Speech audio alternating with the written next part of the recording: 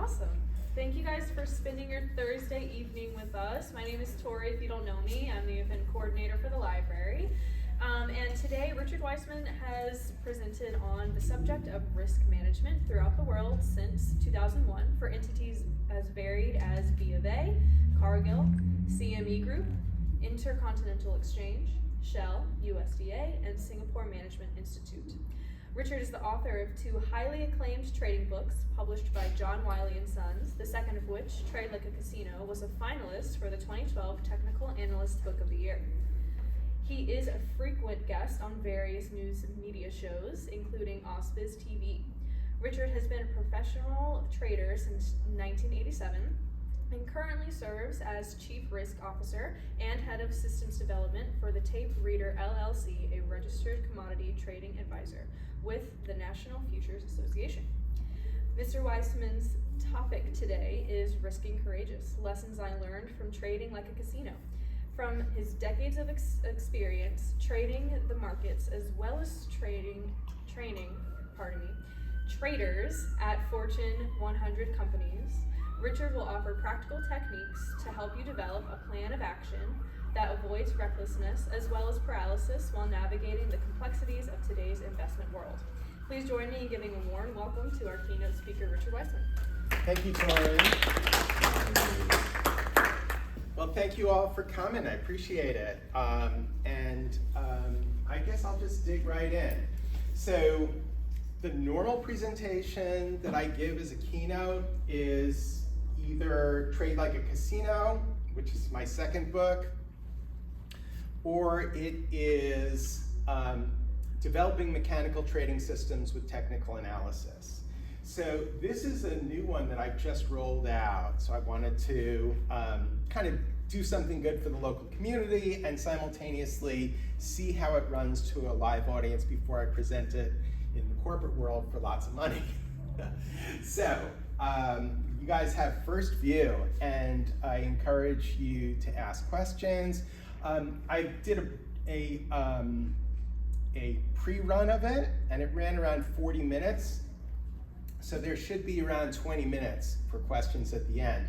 But that being stated, make sure that everything makes sense, and if there's questions, go ahead, stop me, slow me down. That's actually part of the process because it'll give me a feel for when a corporate audience might have questions and slides need maybe more detail or greater simplification.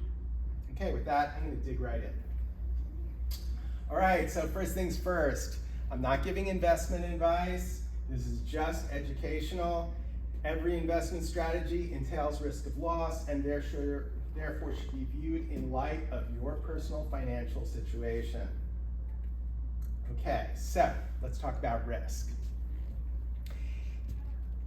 Risk is everywhere. There's no alternative that is riskless. And I'm going to go through the basic types of alternatives to what can be done with money and show you how they all have risk. How do most of us respond to this fact that risk is unavoidable? I call them the three wounded horsemen of risk. They are recklessness. This is basically gambling and pretending that the risk of loss is not real. Just throw the dart at the board, hope that it makes money, and if it starts losing money, have no plan whatsoever to minimize the loss and move on. So recklessness is the mindset of a gambler. It's denial of the possibility of loss, and denial won't turn the horseman into a pumpkin. The other extreme is paralysis, okay? And paralysis is saying that I know that there's risk of loss and I am paralyzed by it, so I'm not going to do anything. But in fact, in the investment world, not taking action is an action. So it's the default of losing the inflation rate minus whatever the savings rate is. Okay. And then a lot of people will recognize that paralysis is a suboptimal stance when it comes to investment, and they'll take risk, but they're afraid of loss, and so they will be averse regarding risk, okay? And this is traditionally like investing money into CDs and treasuries and things like that, that typically will not outperform the rate of inflation, so your real rate of return is negative when adjusted for the rate of inflation. And aversion, stepping backwards when dealing with risk, can actually throw us off balance. That being stated, what is the alternative? That's not going to change. Risk is everywhere. So what's the alternative? The alternative is what I'm going to be proposing in today's keynote, which is risking courageousness. Facing forward courageously into risk without devolving into reckless gambling. Okay, so risking courageousness actually is, in my opinion, a healthy strategy. Courage is not fearlessness. Instead, it's a willingness to lean into or manage our fears regarding risk, despite the very real possibility of danger, in this case, the loss of capital. The alternatives to leaning in are, again, those three wounded horsemen: recklessness, paralysis, shutting down, fearfulness, aversion to risk, to avoid risk as much as possible. Okay, so getting personal, I will tell my personal risk story. I bought a seat on the New York Futures Exchange in 1987 for $100. And by August 25th of that year, the S&P 500 Futures Index hit an all-time high of, at the time, 342.35. A couple of months later, it had dropped to 180, which is around 50% drop in value in less than 2 months. Even more dramatically, much of that drop occurred on Black Monday. At the time, it seems like nothing now, but at the time, many people thought it was going to be leading us to a second Great Depression and 10 bad years and the doldrums, and it had a tremendous impact upon me psychologically as a new trader trying to go into this career straight out of college. And I was one of these guys, me and my friends, standing and screaming in a pit, which doesn't exist anymore. It's all done electronically nowadays. Okay, so the stock market is literally crashing in a physical trading pit. The sound is just outrageously, your ears are ringing and you can literally smell fear in the air. It was the first time that I saw grown men crying over money. And what was my response? It was emotional trauma. I was shaken up by it, and I went into paralysis. I was frozen. I didn't know what to do. Now, in the markets, I actually had something on prior to the crash. I didn't have the guts to sell the S&P short, but I did see it coming, and I did buy a couple of gold futures contracts, which did okay. Not the great success I would have had I risked courageousness. It was kind of a risk-avoidant way of playing it.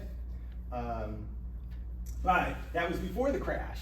After the crash, I was paralyzed. I didn't know what to do. I had never experienced anything like this.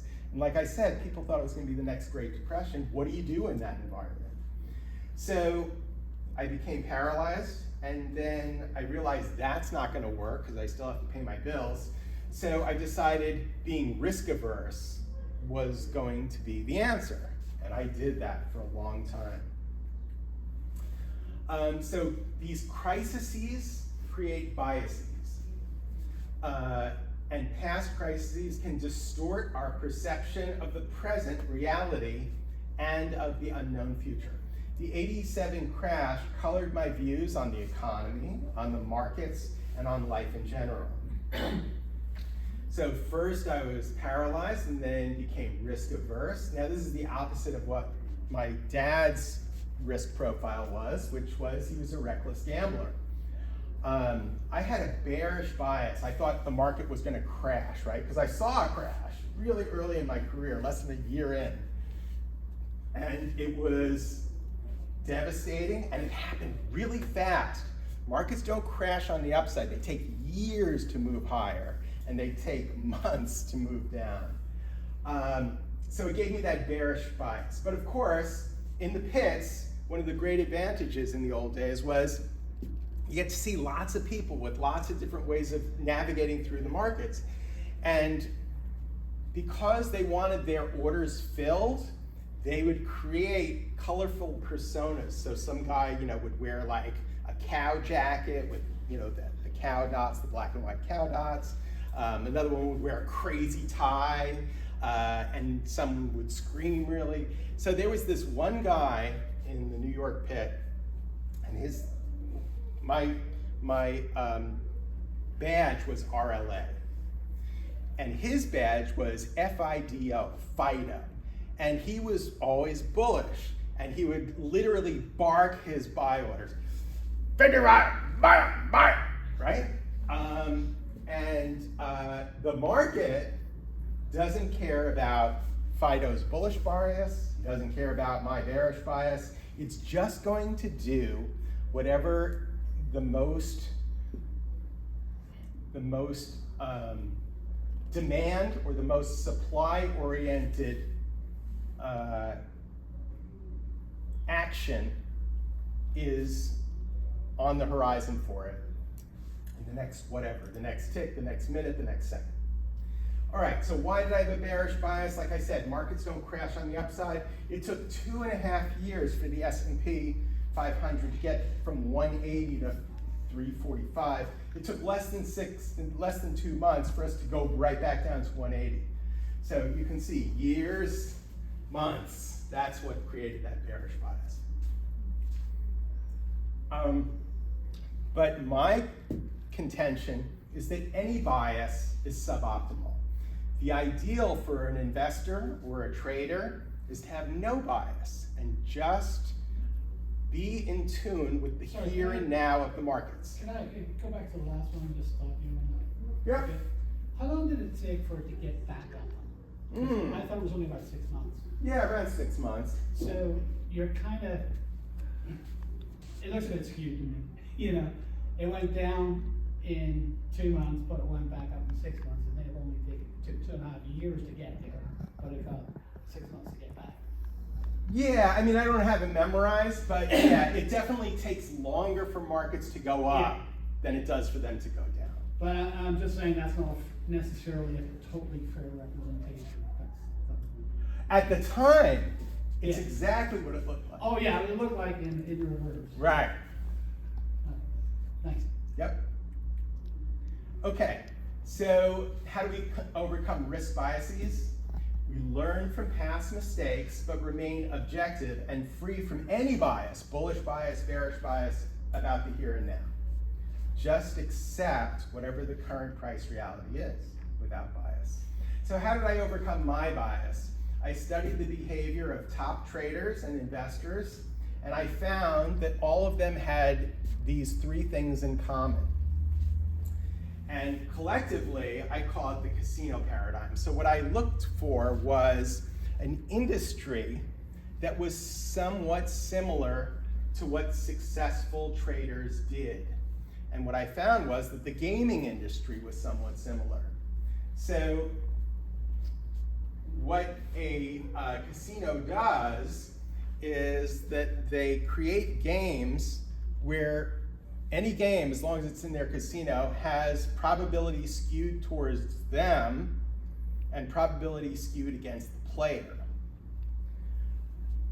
So in the gaming industry, they call that the probability skew, and in trading, we call it a positive expectancy model, meaning that after deducting for the cost of transactions, right, commissions and the spread between the bid and the ask, liquidity risk, it still makes money.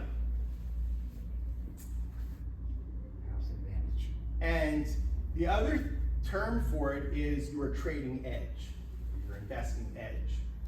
Okay, but even in the gaming industry, a positive expectancy model is not enough. So if Mark Zuckerberg walks into this casino with a cashier's check for $1 billion and says, turn it into chips, when he takes his wheelbarrow full of chips over to the roulette wheel and says, put it all on red, they won't take that bet, even though they have probability skewed in their favor. Because if you allow the player to bet too big on a single spin, if the low probability event occurs and it comes up red, now he owns the casino. So what they do is they instill table limits. They force the players to bet smaller, and that ensures that if they play long enough, it'll swallow, the probability skew will eventually swallow up the whole $1 billion. So in the gaming industry, they call that table limits. In trading, they call it risk management. In the gaming industry, that's all you need is the probability skew and table limits. In fact, in trading, that's all you need too, but nobody believes that that's all you need. And this is, in the book, I call it the analogy of the opaque urn. So I put an urn into the center of the room, it's opaque, you can't see what's inside of it, and I say, pick a color, red or green. And I tell you, before I tell you to pick a color, I tell you that there are 60 green balls and 40 red balls. And so of course, you're gonna pick green, and out comes the first red ball. Now the odds are even better, right? Because we haven't put another one in. Green even more so. Second red ball comes out. And it's a red ball, right? So now you're thinking, well, the next one has to be green, and the third red ball comes out. What behavioral psychologists have found is that after the third red ball comes out, most people say, this game is not for me. And the rare disturbed individual says, I was lying about the green and the red, and they start betting on the red ball, and then the green ones come out. This is why trading is so difficult. This is why investing is so difficult. Because you can do something that has a statistical edge, and you manage the risk, and you can still get a negative, low probability event. Happens all the time. Nothing is wrong. The only thing is that losses cluster. Nothing to fix. This is something really difficult to deal with. And I've been doing this almost 40 years. It's difficult for me to deal with even now. And you know, we're running a commodity trading advisory, basically like a hedge fund, and these are institutional investors running tens of millions, hundreds of millions of dollars. They don't believe it either. They're like, oh, you got losses. Even though we can show them a track record from a couple of years ago where we had similar, strings of losses, like, whoa, what if this time's different? So it's the exact opposite of the way it should be. When you have losses and you have a positive expectancy model, you should be even more confident. And when you have gains, the losses are coming, you should probably be a little less confident, but human nature does not work that way. That's why these biases are so tough to overcome. Okay. So what's a model, right? I keep talking about positive expectancy models. So this is one that I created. It's the simplest one that was ever created. It's called a moving average crossover system. And you can see basically it's the 50-day moving average and the 200-day moving average. And when the 50 crosses below the 200, that's bearish. And when it crosses, and you sell. And when it crosses above, that's bullish and you buy. Can't get simpler than that. And that is a pretty successful mechanical trading system or a trading model. Okay, so it's not that it's rocket science. It's that people don't have the discipline, the stomach for the risk. Okay. Has that model been back tested? Yeah, it works. Yeah, it was one of two models that was created by Richard Donchian back in the 1960s. And it works. It's not necessarily the best model that was ever created, but it does work as long as you have the stomach for it and you manage the risk correctly. Yeah. Yeah. What's your most favorable, the exponential moving averages, the weighted, or the similar? So especially because I trade futures, I like the exponential because they will populate. Well, first of all, they give greatest weighting to the most recent data points, but they'll populate for the entire life of the entity. So if you have an asset that hasn't traded 200 days, then it'll be a blank, and that's not good because I need to know what the moving average is. So the exponential will still populate. So that's the main reason why I like it better. Yeah, we can open it up to a couple questions before I move on. Anything else? Okay. All right, so how I overcame my bias, research. I think you guys kind of get the idea from the presentation that it's all about the data for me. Price. Price is objective and verifiable, right? Nobody can argue. They can argue about the meaning of this piece of news or that piece of news. This analyst says it's a buy, this analyst says it's a sell, but nobody can argue with the price. Because the price is objective and verifiable, it kind of frees you of those biases. And it teaches me about past market behavior while keeping me grounded in the truth of the here and now. So price doesn't care about me, Fido, our past, our biases, our opinions, or even the news. So this leads me to model development and back testing. So what's back testing? It's testing how the model would have performed in the past. So it's not saying that how the model performed in the past is what it's going to do in the future. It's saying that since it had some type of positive expectancy in the past, it enables me to have confidence regarding an unknown future. It gave me the confidence in my casino-like edge, and then it helped me to eventually risk courageousness. So what is a risk-free view of, what is a bias-free view of risk? You embrace risk courageously, so you seek risk, but you avoid excessive risks or gambling or the risk of ruin. If you think about the casinos, they religiously adhere to their table limits. They never abandon those limits, not even once. And there's disciplined adherence to the limits, and that reduces their risk of ruin. Okay, how did I overcome my aversion to risk? So keep in mind, I started in the 80s. I was still really risk averse even until 2021. I made money, I'm not saying I didn't make money, but I was not really swinging for the fences. Okay, and then risking courageousness was thrust upon me. In 2021, my dream career of training traders and risk managers, which I had been doing for decades, evaporated. It's still there. Every once in a while, I'll get a call from one of these companies, but I think that COVID really kind of changed that whole paradigm. That and also AI, people feel like they can get all the answers from their cell phones. And so that all happened. But I also have to say on a personal level that I always used to say I could teach these courses in my sleep. And after 2 decades of doing that, there's not much growth.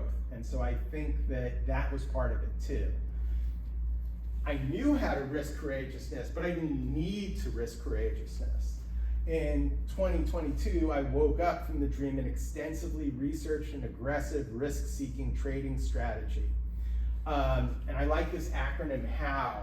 I was humble, I was honest with myself and others, I was open-minded about how markets behave and how to navigate risk, and I was willing to risk courageousness.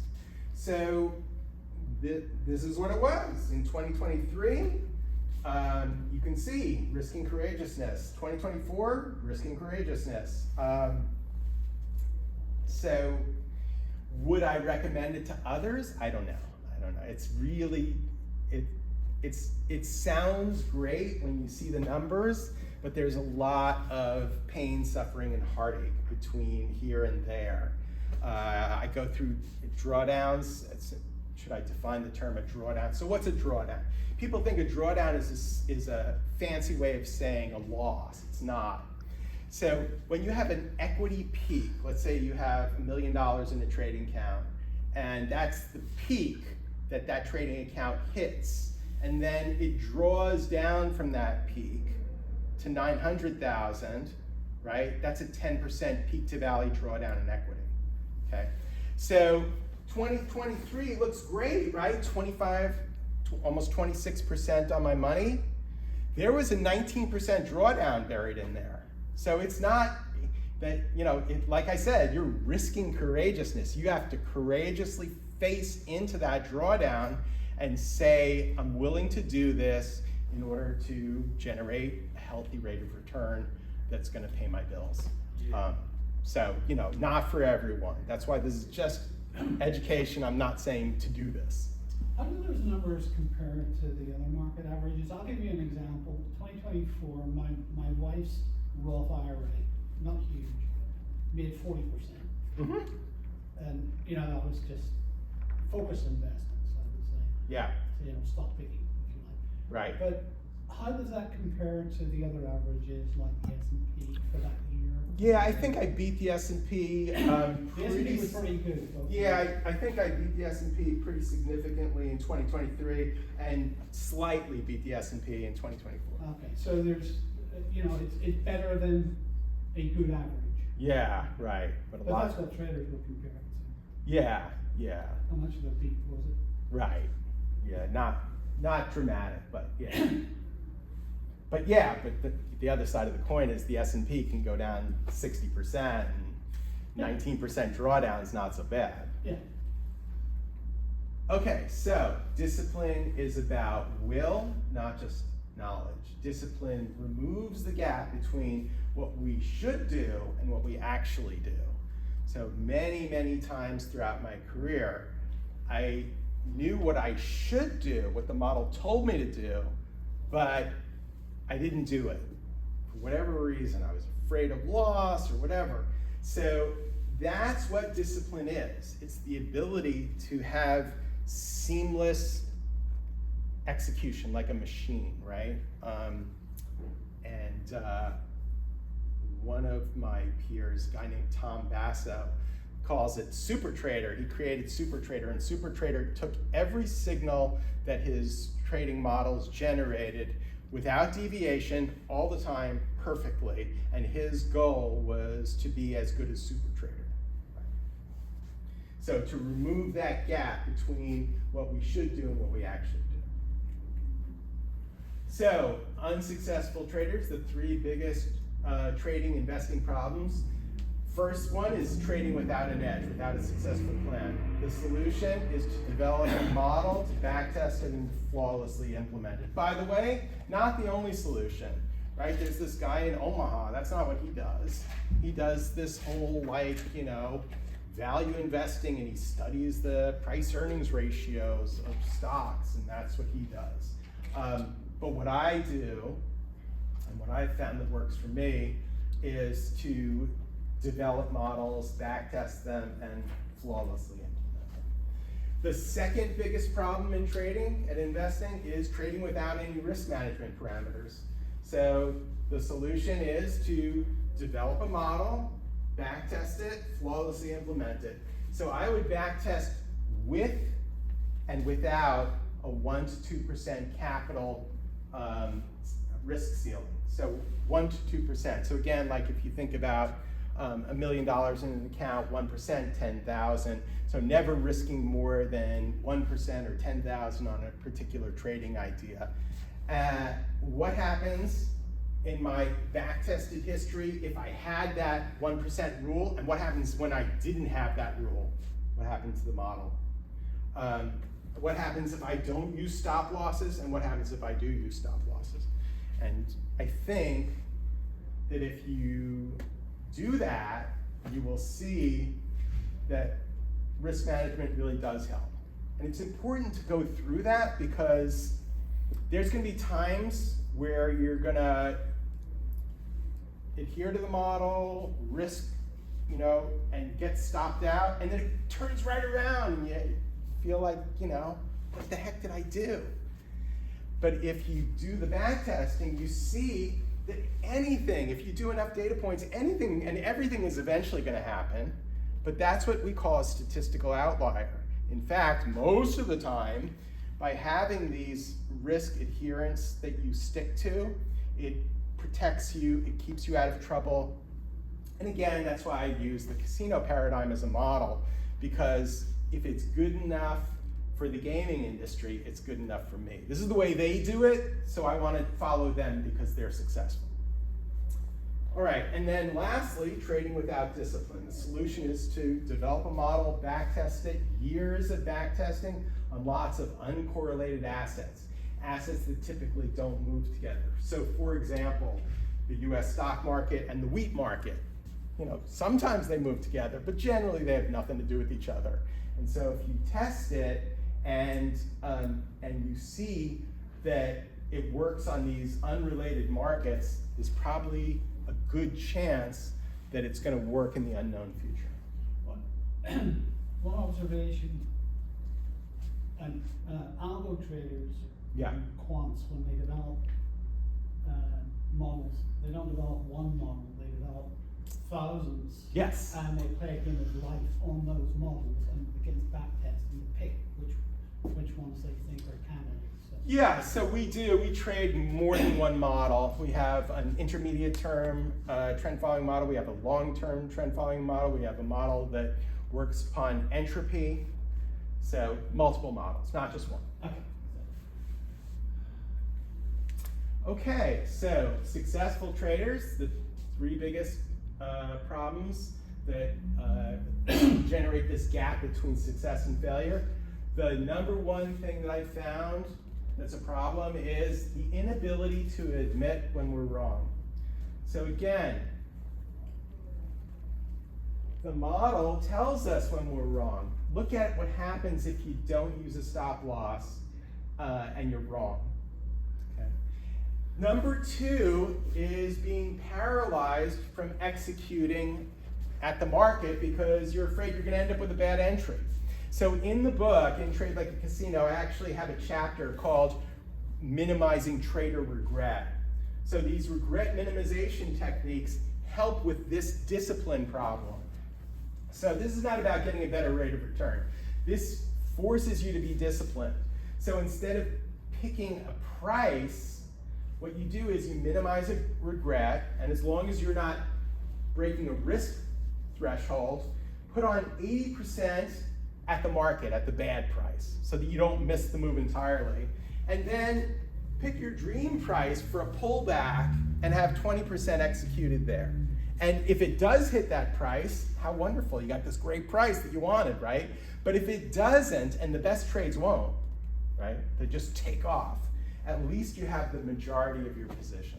And you feel like you didn't miss the opportunity because you know if it did pull back, if it would have pulled back, you would have gotten 20% at a good price.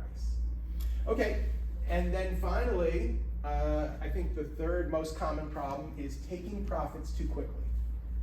So develop models, and there's lots that I could talk to about this. The same regret minimization, take 20% off at your dream price, and then use 80% with trailing stops just in case your dream price turns out to be a nightmare and the market keeps going, right? At least you still have 80% of the position. But the other thing that I like, and I use this in a lot of the models, is a moving average stop, or some type of stop that, like the continuously moving every day based upon the average true range minus the close. It changes every day, and so every day you're adjusting your stops, and so every day you feel like you're proactively managing risk, and you're risking less, and you're letting the profit run simultaneously. Okay, so the markets and risk is like sailing. So at one extreme, we've got the doldrums. There's There's no wind, no waves, you're not going anywhere. The risk view is risk avoidant, and the emotional state is paralysis and traumatized by risk. The investment mindset is cash under the mattress or in an Albuquerque storage unit, as you can see here in Breaking Bad. Not earning any money off of their investment, right? Paralyzed by risk. Okay, the problem with cash under the mattress is that it is liable to be taken by guys that look like that, right? So you can see an example of the doldrums, and this is typical like holiday trading. Most people are on vacation, the market doesn't really go up, doesn't really go down, doldrums. Okay. Also, one of the key concepts in the book is the cyclical nature of volatility. So basically, after 40 years, I've only found two things that are pretty much true about market behavior and indisputable. One, according to the research I've done, one is that markets tend to trend. And the second is that markets tend to cycle from periods of low volatility, the doldrums, where the market's not moving pretty much, to high volatility, like we just saw on whatever it was, maybe April 7th or something, I don't know. Whenever he announced the surprise in tariffs, right? The tariffs were going to be bigger than the market anticipated, and suddenly we had huge volatility. We're going to get to that in slides to come. Okay, but anyway, this is the doldrums. So the next market environment is you're still sailing, but now you're sailing in a pond. So now you've got wind, typically no waves in a pond. The risk view is risk averse, and the emotional state is fearfulness. It's living on your heels, no balance. The investment mindset is take 100% of my net worth and throw it into treasuries, because I won't lose money, right? And in fact, it's not riskless. It's called a riskless rate of return, but the real rate of return can be less than the rate of inflation, so the adjusted rate could be negative. And this is from the movie Jaws, and you can see there's a shark in the pond. So, not so riskless. Okay, other extreme regarding sailing and risk is sailing in a Category 5 hurricane. This is the destruction of the sailboat. The risk view is catastrophic and ruinous, and the emotional state is recklessness and denial and gambling. The investment mindset is excessive risk or gambling. There's no uncle point regarding losses, and trading and investing is like a high wire act. Your entire net worth is put into one investment, one trade. And we can see some examples historically of what happens with that type of mentality. So this is Enron, and if you put 100% of your net worth into it, when it was here or here or here, it goes to zero and it never comes back. It's a bankrupt company.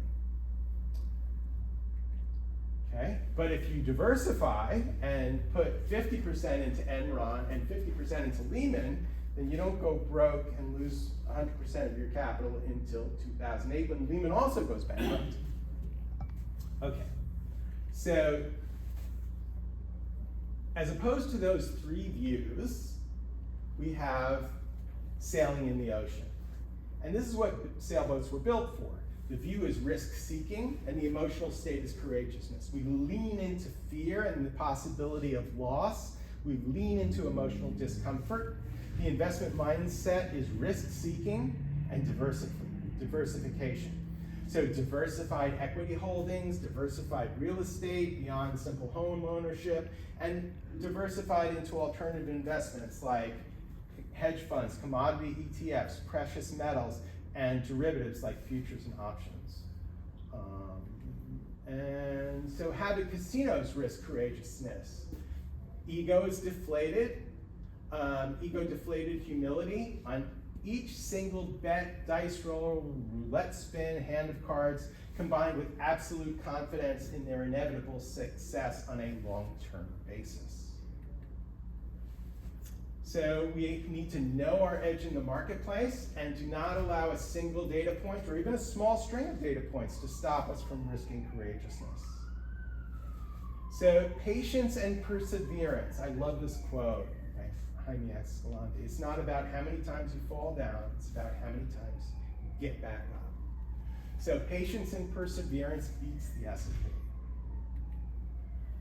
Losses cluster, that doesn't mean there's anything to fix or change, but we want to do something because we're losing, right? It's uncomfortable emotionally. So what I developed when going through these periods is to do more research. It gives us more confidence in patience and perseverance. And returns tend to be lumpy. Only Bernie Madoff had steady returns. So the solution is patience, perseverance, discipline. So patience and perseverance beats the S&P. Know your edge in the marketplace and don't let a single data point or even a small string of data points stop us from risking courageousness. Discipline removes the gap between what we should do and what we actually do. Learn from past mistakes while remaining objective and free from biases about the here and now. Risk is a four-letter word, but courageousness isn't. So use tools for managing stress of risk seeking. Model your behavior after top risk seekers, including athletes. Why athletes? Because we know a little bit more about what they do to handle stress. And the main thing is a positive mental attitude. Do the research, laugh, have fun, seek out joyful activities, grow, giving, sharing, exercise, healthy diet, meditation, breathing exercises. And then diversify amongst non-correlated or uncorrelated assets. More is more. So what's an example of a diversified portfolio? I'll show you in slides to come. Know your volatility, know your market environment. Markets behave differently, right? Doldrums, ponds, oceans, hurricanes.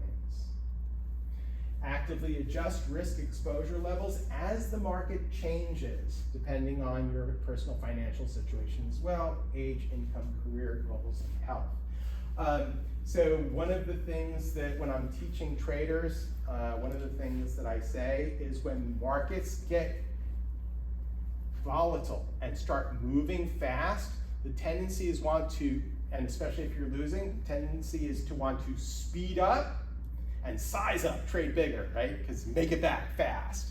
In fact, the best course of action is to size down and slow down. And I have all these techniques to slow down built into the models. No intraday trading, right?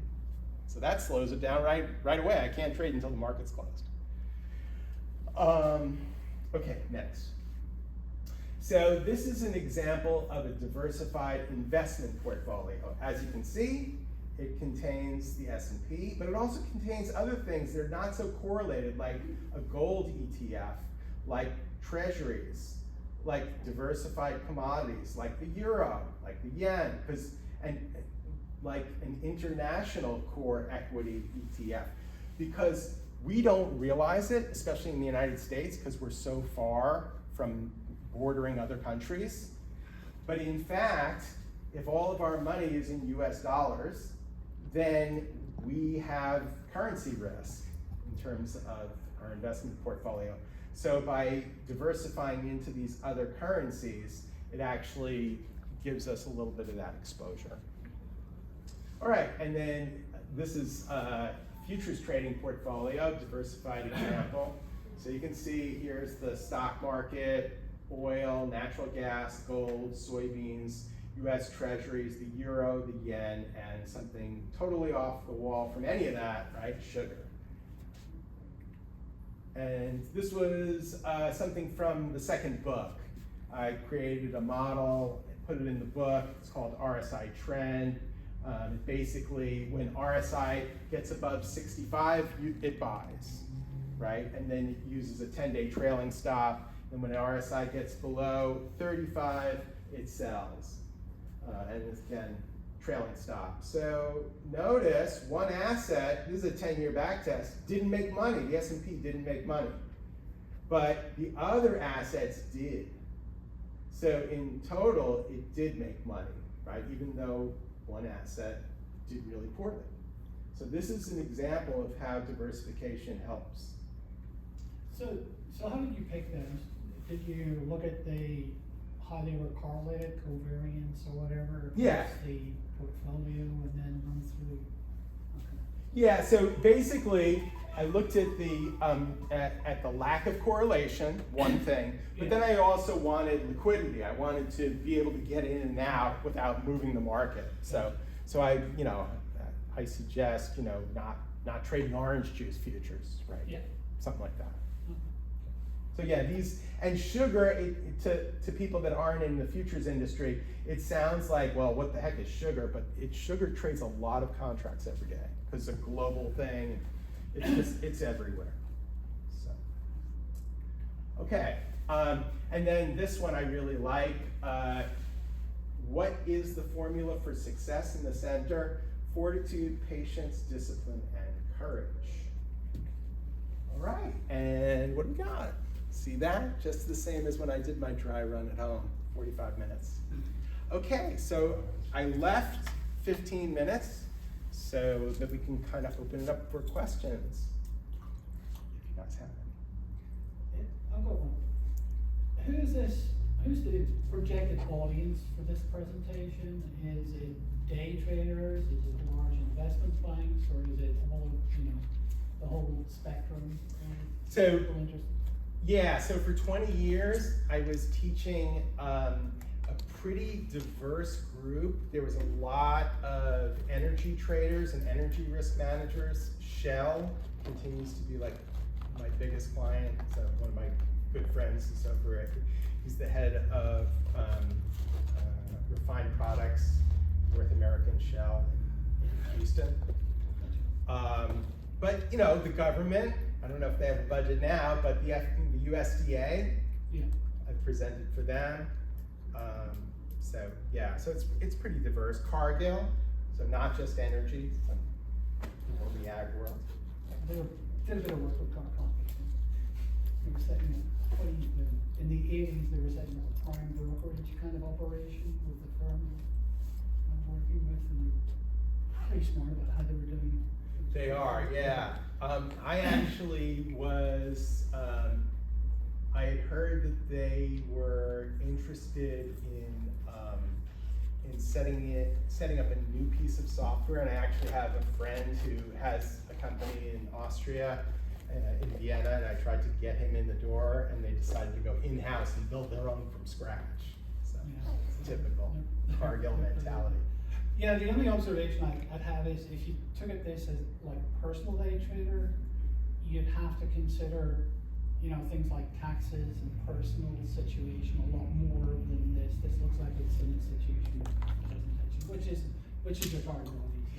Yeah, and this is a question that my business partner had, is who is our audience? Because traditionally it is kind of like institutional, commercial, Yeah. but we're interested in potentially showing it to high net worth executives at a company, like on their getaway whatever thing, their conference in Cancun, something like that. So then maybe it is a little bit too institutional, I'm not sure. Yeah. But of course, you play in the sandbox, That's- Yeah, exactly. Yeah. Yep, you're welcome. Other questions? Still got 10 minutes. Yeah? Which tactical indicators do you usually utilize, and which ones have been most successful? And do you tweak them at any point, or do you just use whatever the standardized setup is? So I'm pretty simple. I found that complexity is generally me trying to overthink it. So what I basically really like trend following / breakouts. There's something about mean reversion that is very dangerous to someone who's coming from a risk background, which is, I like the stock, I buy it at 80. Okay, well now it's at 40. well, mean reversion, it's got to go back to 80, buy twice as much. Now it's got, now it goes to 20, right? And it ends up being Lehman Brothers. It's never coming back, right? Yeah. So that kind of like reversion to the mean thing, it seems kind of dangerous to me. Well, like you had mentioned the RSI, But- usually you have like a 14-day. Yeah, but here's the interesting thing. If you remember what I was doing with RSI, I was using it in the exact opposite way that most people do. RSI trend. So in other words, when RSI is above 65, I buy, Yeah. right? Which is basically taking the concept and standing it on its head. Right.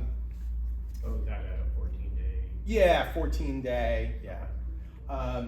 But none of the numbers are sacred.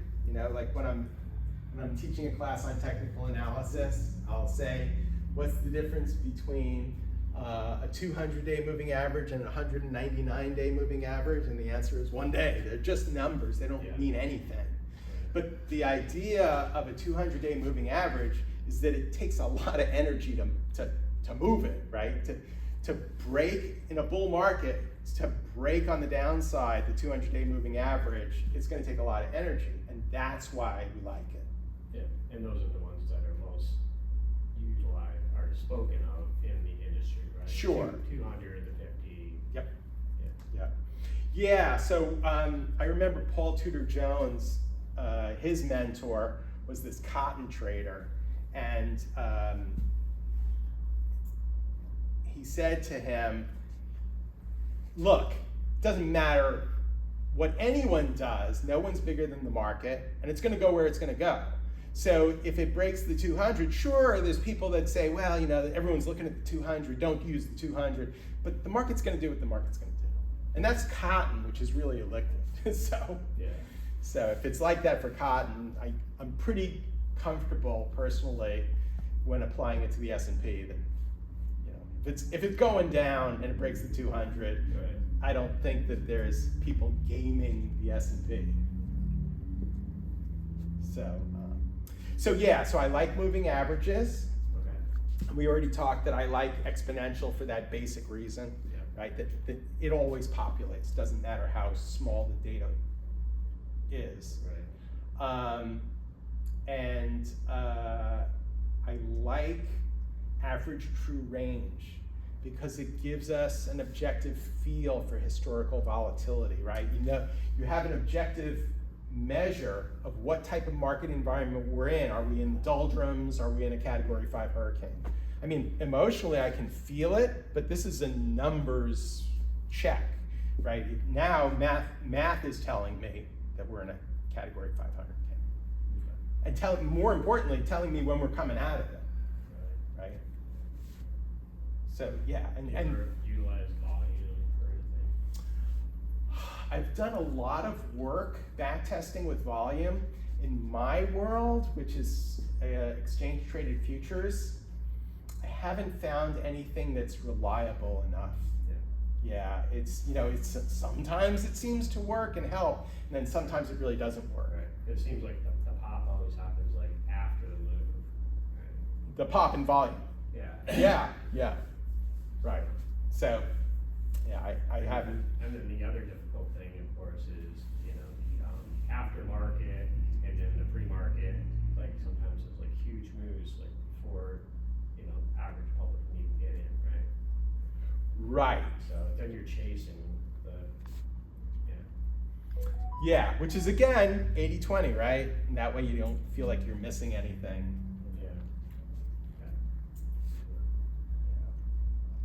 Okay, anything else? All right, so normally if this was one of my traditional gigs, I would have an evaluation. But if you guys have, and I do appreciate that because I'll bring that to my business partner, tell them that piece of feedback. But if you guys have any feedback on things that you think could have been, anything that was unclear, anything that could have been emphasized more, spend more time on something, I'd love to hear it. One thing, and it's style, and I don't know whether you're presenting to traders, traders don't like you reading the presentation word for word. They Yeah. like you talking around it. Yeah, so That's a normally, style thing, I guess. yeah, normally I'd be over here. Yeah. But my wife is actually recording this Okay. so that we can use it for marketing purposes. Okay. Yeah, I used to do a lot of presentation on the computing side, not your stuff. But I just remember one comment, and this was straight after 9/11, and we were telling the traders, hey, you've got to reset up a data center and stuff like that. And 5 minutes into it, I just heard a trader at the back saying, oh no, he's reading the presentation to us, meaning word for word. Yeah. And it's traders don't have a lot of patience, and if It's they're, true. they're sitting there listening to word for word. Yeah. They get it, they've already read it, so Yeah. talk around it. Just Yeah. in Yeah. the Right. words. Thank you. Yeah. The other thing I was going to say, going to ask you, you said we're in a Cat 5, so do you think this is a black swan event happening? Right now, Yeah. I think this is an incredibly difficult environment to navigate Yeah. because it has been created by a politician, by and large, Yeah. as opposed to created by the dynamics of the market. So we've already seen he can walk it back. Yeah. Yeah. That's So, what I was thinking. that- very hard to navigate. Yeah, it's hard to navigate, but it's not necessarily one of these market collapses because he may be able to walk it back because he holds the levers. Right. Yeah. So yeah, there's probably a point of no return, Yeah. but we were getting close to it and he pulled back. Yeah. So yeah. So, Because of the bond market. yeah, I think a lot of markets, the bond market, the U.S. dollar. Yeah, the dollar actually started to come back a little bit today. So that has continued to be like worrisome. It's like if everyone is globally, if everyone's moving out of dollars, that's not so good for us. So are you more apt, as apt to buy and sell? Yes, yeah. In futures, you really have no bias. Right. Yes, which And- is and- great. And the forex market. the same. Yeah, right. Because anything you're long, you're short the other side. So, Yeah, so you can hedge it. right. The one thing I was impressed with this and your book, I skimmed it, Mhm. and I also told the library to order a copy because I tried to. Oh, they don't have it? They don't have it. Or you could donate one, I suppose. But the one thing I was impressed with, the underlying some of the thinking that's gone into that. There's a more recent, another book called Algorithms to Live By. Have a read of it if you haven't read it. Mm-mm. But some of the thought process, about simplifying, looking at the factors and stuff like that, there is a science behind that, that actually is very well illustrated in your thinking that's gone into this. Yeah. That's positive feedback. Thank you. Okay. I liked your presentation. Oh, thanks. Thanks so much. I think you need a little more practice, just, get the flow and natural cadence, but, Right. It's new, it's, your first time presenting. and Yeah, thank so you for doing this. so Trade Like a Casino, I presented for over 10 years. One of the reasons, give back to the community, Yeah. do this for you guys, but one of the reasons is that it's new. This is actually the first time I've ever presented this That's material, so something different. So I wanted to get it You do the away trial from run, us. exactly. Yeah, yeah. I work in crypto, so, yeah. Okay. Well, if there's nothing else, we are at 5:30, so or 6:30. Sorry.